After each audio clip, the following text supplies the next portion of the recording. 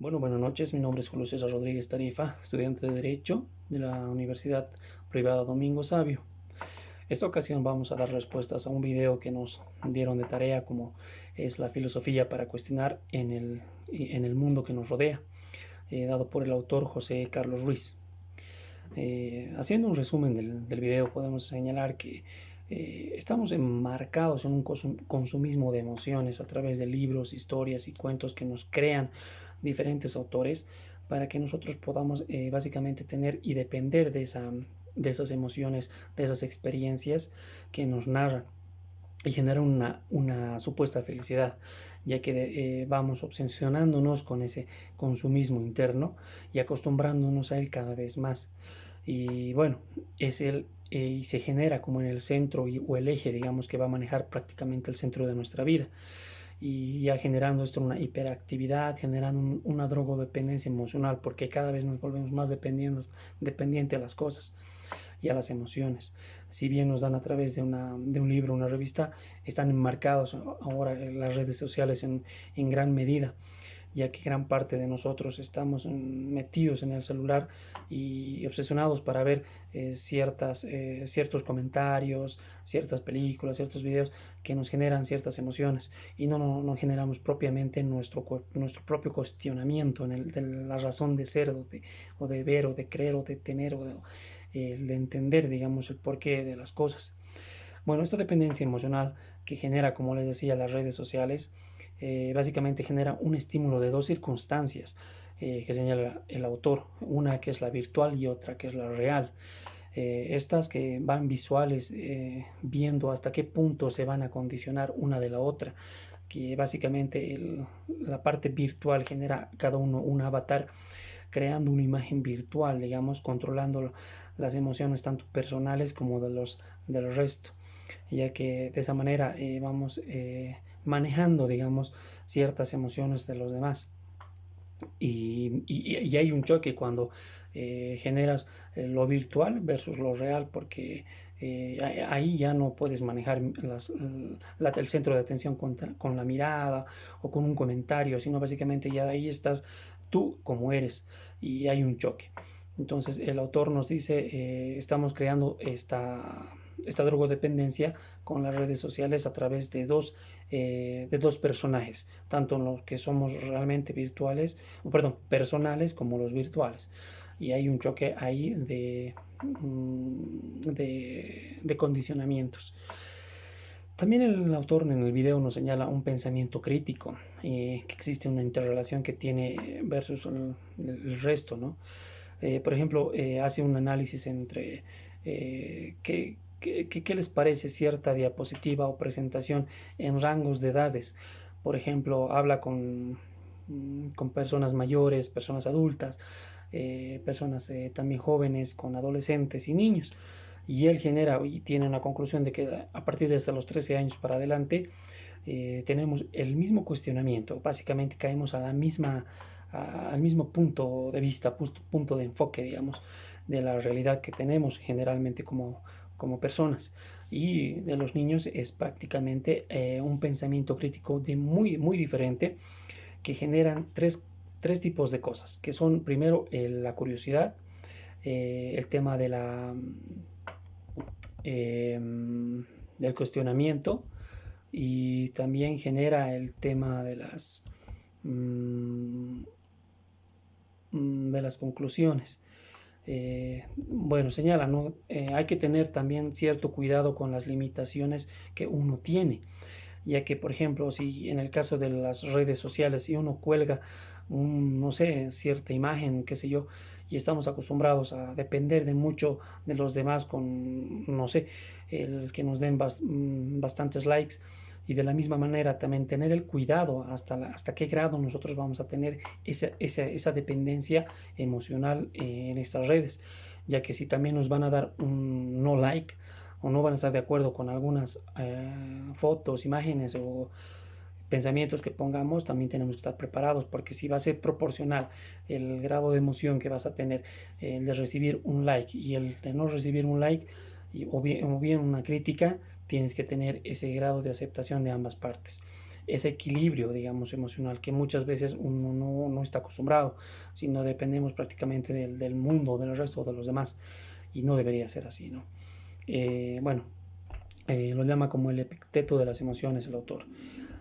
Continuando sobre el pensamiento crítico, que tiene que tener o estar con la capacidad de la realidad.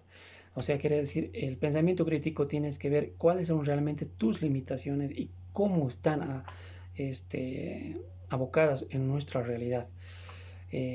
También lo denomina el protopensamiento, como lo llama este autor. Como les decía, en el caso de ese experimento, los niños ven ese asombro primeramente de las cosas, esa atención, y el cual les genera ya la curiosidad de obtenerla o verla, para después hacerse el cuestionamiento del por qué, el para qué, por qué está acá. Y muchas veces cortamos eso porque a veces, como señala el autor, por factor tiempo, los niños nos demandan una cierta atención y nosotros por el tiempo, tema de trabajo o el tema de tiempo, no le prestamos la debida atención, entonces coartamos ese pensamiento crítico que debería nacer o tener cada niño.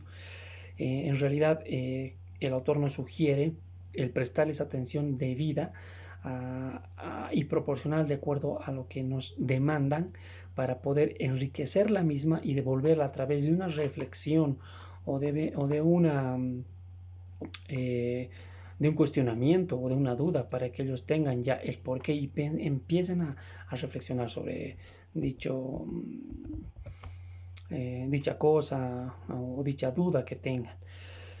También nos señala y se aboca bastante al tema de la ficción.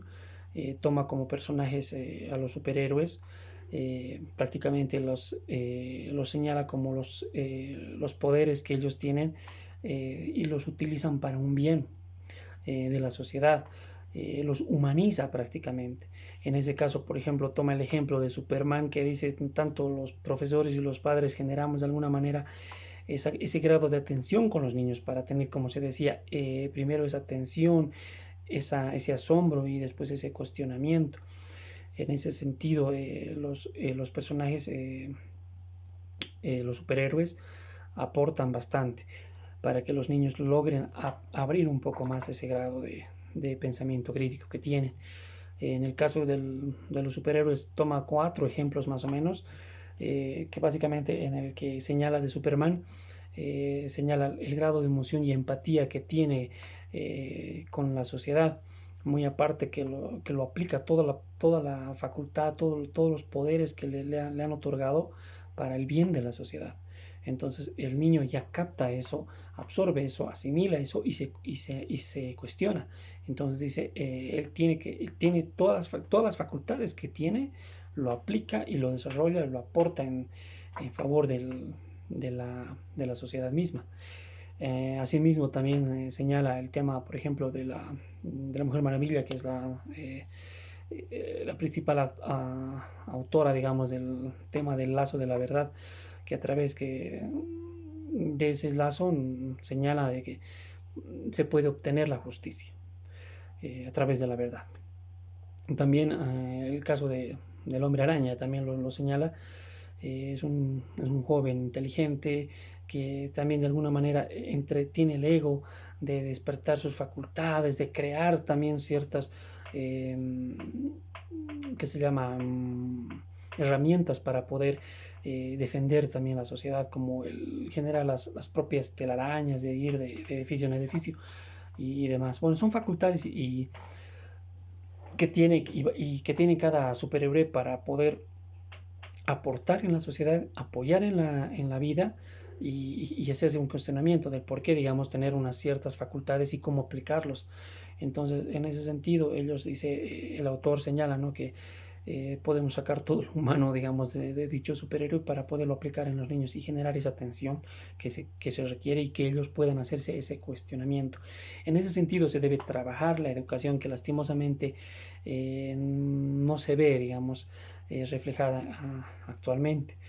Que generamos prácticamente como unos ladrillitos, que creemos de ese formato o de esa forma, y no generamos que ellos mismos se hagan sus propios cuestionamientos y vean el porqué de las cosas y para qué.